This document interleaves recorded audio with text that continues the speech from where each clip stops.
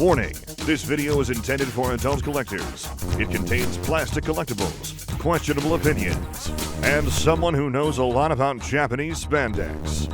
Incoming random review in 3, 2, 1.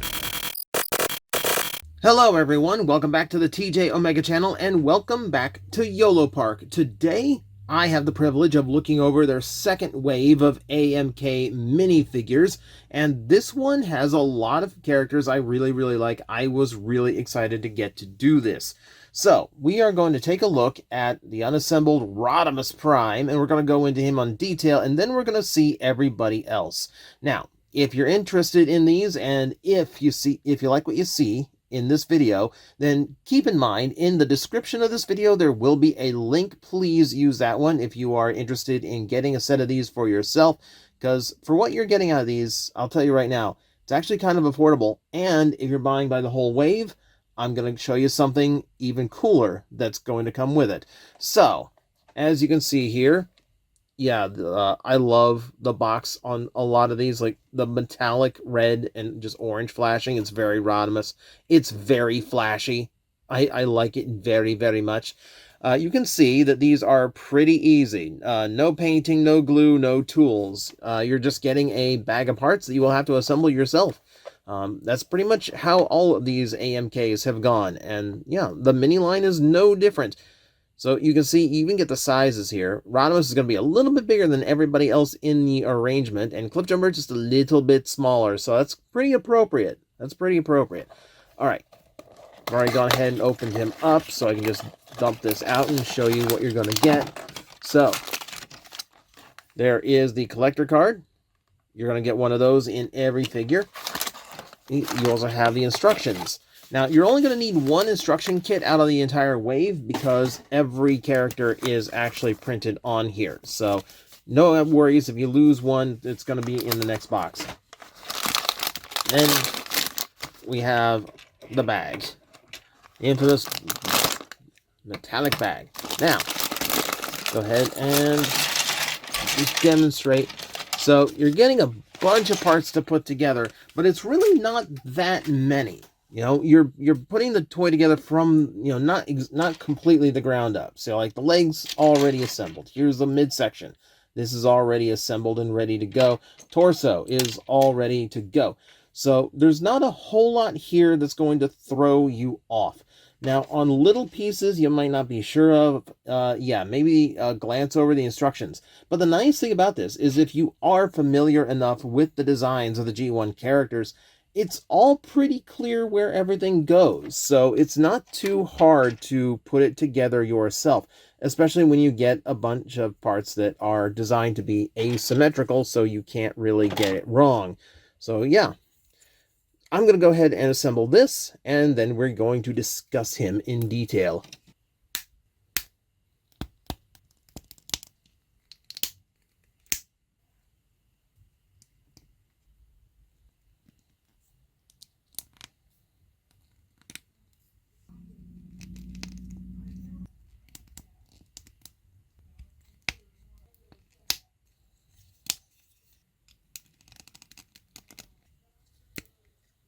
And it is that easy. If you're familiar with the designs, you can pretty much put this together yourself. But yes, I did check the instructions a couple times just to make sure I got things in the right order.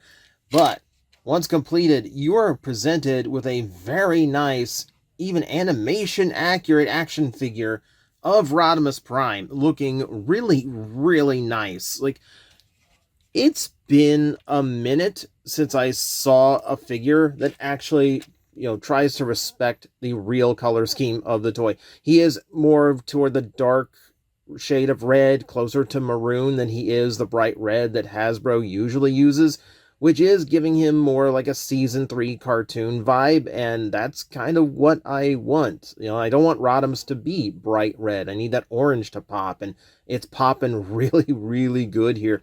I mean, you can see all the way around, like, the detail is immaculate. Everything is designed just the way the cartoon should look, with a little bit of the toy deco and, well, I guess sculpting thrown in as well.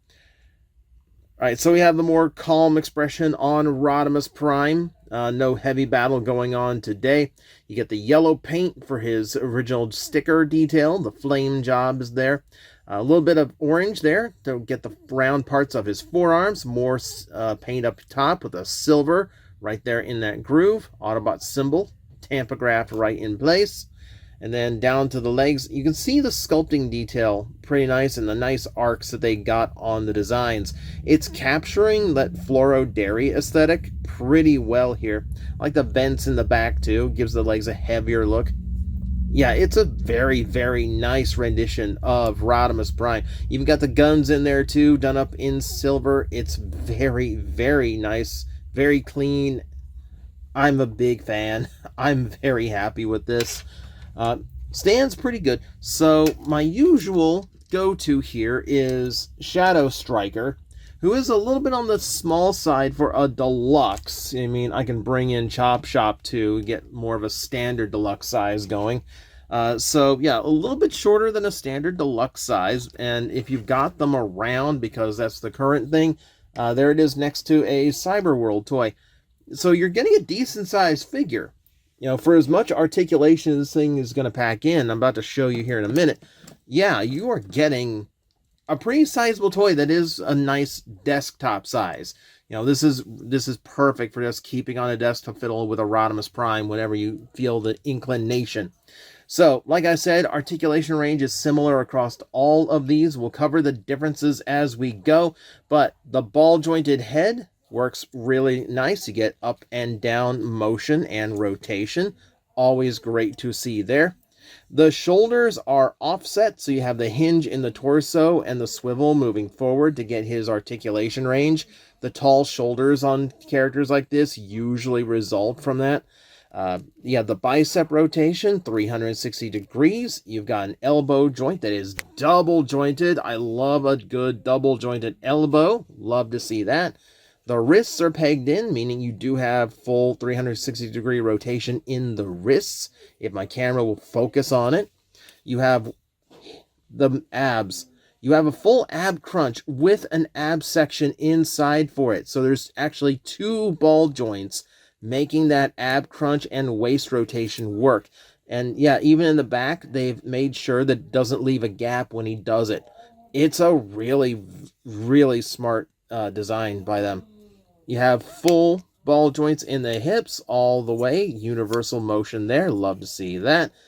Thighs, those rotate 360 degrees. A little bit beyond 90 degrees on the knee bend. Once again, my camera can't believe it because it doesn't want to focus on it.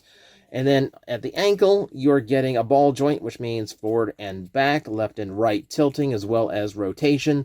That gives you an exceptionally articulated Rodimus Prime toy that can hit the heroic poses you would expect of a young, up-and-coming Autobot leader. Very, very nice. Yeah, this is a great just pick up and pose type of toy. Now, if you want a little bit more that you can do with it besides all of that, you do have two sets of hands on every figure. So every figure is going to have these gripping hands, which are your standard fists with a hole in them. And the hole is for the weapon accessories. For Rodimus, he does get his traditional pair of guns. So I'll go ahead and arm him up. They're full painted in silver, as you can see. So now we're talking a little bit more toy accuracy as we bring those in.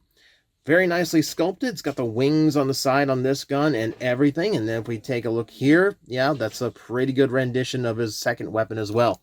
Really, really nice to see that come through. Usually the double gun is associated with Rodimus Prime, so or a Hot Rod, and then Rodimus Prime has the long cannon. So I'm glad that this is the option here because it really shows a lot more firepower. I'm happier with this. But you also have the traditional splayed open hand, and that is pretty easy. So like I said, the wrists are just kind of pegged in, so just untwist and then just twist forward to get that splayed hand into place, and now you can have a more commanding and posing Rodimus Prime. So yeah, you have that as a standard option on all of them. And that is going to do it for an individual evaluation. Let me start bringing in the rest of the waves so you can see what else you are in for. So, I believe we can bring in Jazz to add to our 84 collection of AMK minis. Yeah, and Jazz looking fantastic here. Again, the cartoon accuracy is nailed right down to the proportions. The proportions are spot on to what the animation model was. You've got the blue up there on the chest. You've got the headlights and the red trim that's been painted in correctly. The blue in the midsection, as well as the gray in the front of the legs. The head sculpt looking fantastic. Jazz looking very, very on point, very on character. Really, really nice. And I'm also happy to see that they did keep animation accurate. He has no door wings whatsoever. This is a very good cartoon rendition of Jazz. Right down to, again, silver painted gun. You're going to see a few more of those. Again, accurate to what his toy had. Very, very good. Love to see this. Now, who else can we bring in? Well, we brought in one red, white and black Autobot, so we might as well bring in the other. Prowl, again, looking very, very much on point with the cartoon. Though, I usually like account for the visible wheels here in the shoulders as toy accurate. My memory might be slipping on that one. Haven't seen Prowl in a cartoon in a while, but you can see he features everything else that the other ones do. The weapon is completely accurate. You've got lots of detail there in the front of the chest with the Autobot symbol, the blue for the headlights. You've got the gray and the black and the red pieces to get the car details in there correctly. Even a little arrow of red is accounted for. Back windows are accounted for too here in the legs, so you've got those done up in just about like perfect shade of blue for those windows. And the light bar in the back. Just because it's a detail on the back does not mean it is ignored on these toys. Also adding to the extra play value is the door wings are actually ball jointed here and hinged here, giving them a lot of range of positions that you can get them in. So yeah, that along with the ball joints for the shoulder missiles does give you a lot more options to pose Prowl than normal. And speaking of, we do need to bring Jazz back in because we are getting different types of shoulder articulation. So while Rodimus does have the offset universal shoulders, Jazz does have the standard ball joint, so he has full universal range as well, whereas Prowl is opting for like the swivel and the hinge style, so this gives you like the universal range. So yeah, so it's going to vary across the toys, but everyone still has great articulation in the shoulders, and that's pretty much the only variation. Everything else across all these toys is pretty much spot on, though I believe, yeah, Rodimus gets a little bit more in the elbow, because most others are single jointed. Jazz, I believe, is double jointed. Yes, he is. Yes, he is. So, Jazz looking good, Prowl looking good. Who else looks good in this wave? Everyone looks good in this wave. Let's bring in Cliffjumper, a little bit shorter than the rest in this line. His colors are a little bit on the darker shade here, but I don't really mind that so much. I'm mostly in favor of anything that separates his visuals from Bumblebee a little bit more. Beyond that, yeah, he's not a Bumblebee retool. He has the proper helmet with the horns. And everything is designed with him in mind. He is not retooled or repainted from Bumblebee as far as I can tell. That goes down to the feet as well, which are very blocky and very much in line with his original toy and design. And then, of course, shoulder-wise, he's a ball joint version. You can see around the detail here, you've got even the spare tire painted on the back, which is a fantastic little thing to include. And then you have the bazooka. He doesn't come with the glass gas gun. No, it's straight to the bazooka. And I kind of love how this has just become his default weapon. The weapon that began the war on Earth. Yeah, and it does make for a very sizable makes for a very sizable accessory. You can see the hinge there at the base. So if you want to adjust his position, you can. And you also have the support here on the front side. So if you wanted to attempt, some kind of like squatting position, you can go for it. Be my guest.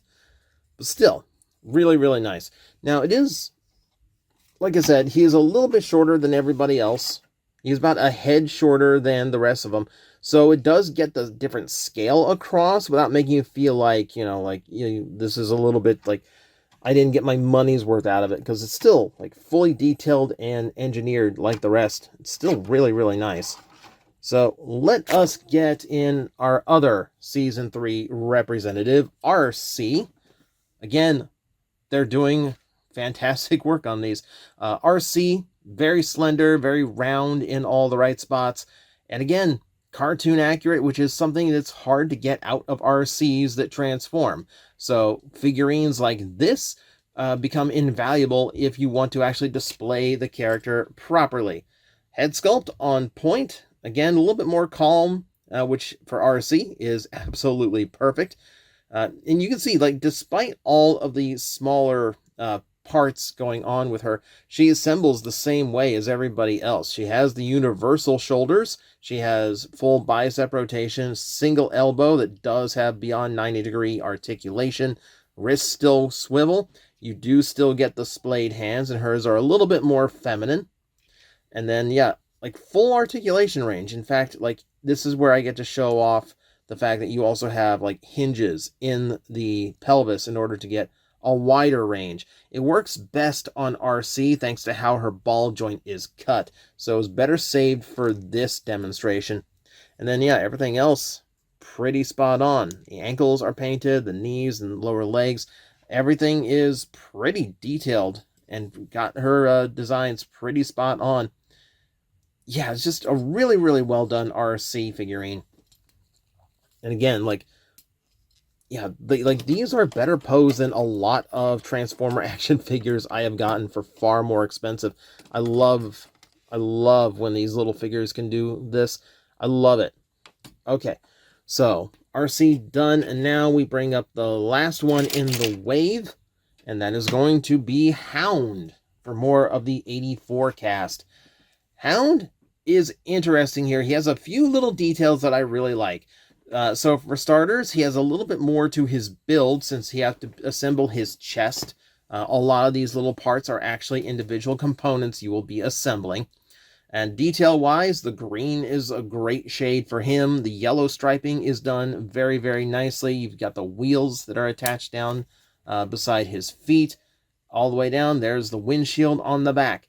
Everything on him, again, weapon-wise, painted silver. The missile as well as his little gun, which is for his holograms. I'll get to that in a minute. So he does have the torso hinge and ball joint for the shoulder articulation, which gives him that offset universal motion. However, what I like about this arrangement on him is the fact that you can aim that hinge downward and raise the ball joint up on its stem, which is actually going to lower his shoulder profile and bring it more in line with where his shoulders usually end up. Hound, because of the way his toy is designed, usually ends up with shoulders that are a little bit lower than most Transformers. So you can actually convey that in this figure as an option if you want. I'm not sure if it's an intentional detail, but as a function of the toy, it works really, really well. And yeah, it's a nice little extra feature to him. Yeah, and beyond that, it's got the same level of articulation as everybody else in this range. It's still looking very, very good. Now, I mentioned that there is a bonus if you buy it by the wave, and that is where we bring Hound in last, because the bonus you are going to get is the translucent Hound, meaning you actually have him casting his own hologram. That's actually a really cool use of a translucent figure. I quite like that. So yeah, this works out for me. As a bonus feature, as a bonus item for collecting the wave, yeah, that's actually a really, really cool addition. It's almost like the biggest effect part I've ever seen a Transformer come with. But still, it's the exact same mold, so it's got the exact same articulation and detail going on. It's just translucent now. And yeah, it looks pretty cool, actually. So that works out pretty well. And with that, that is your wave. It is a really nice mix between some 86 and some 84. Really much in line with the previous wave of these. Yeah, this is just a great little collection of figures. I've really enjoyed these in the past. This has not changed. These are still really, really nice. And again, for the price you're getting, a really good deal. And I know that sounds disingenuous. No, I'm being serious. Like, the asking price for these is actually really, really good for how good of an articulated action figure you're getting. Genuinely better than a lot of the non-transforming Transformers I've gotten in the past. So again, if you like what you see, then you can check out the link in the description below. Use that to go buy your own if you want them.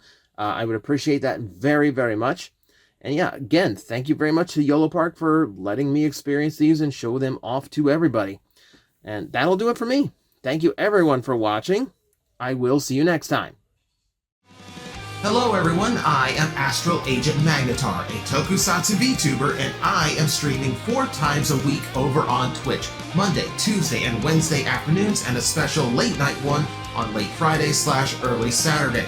So come watch, come hang out, and let's make an impact together.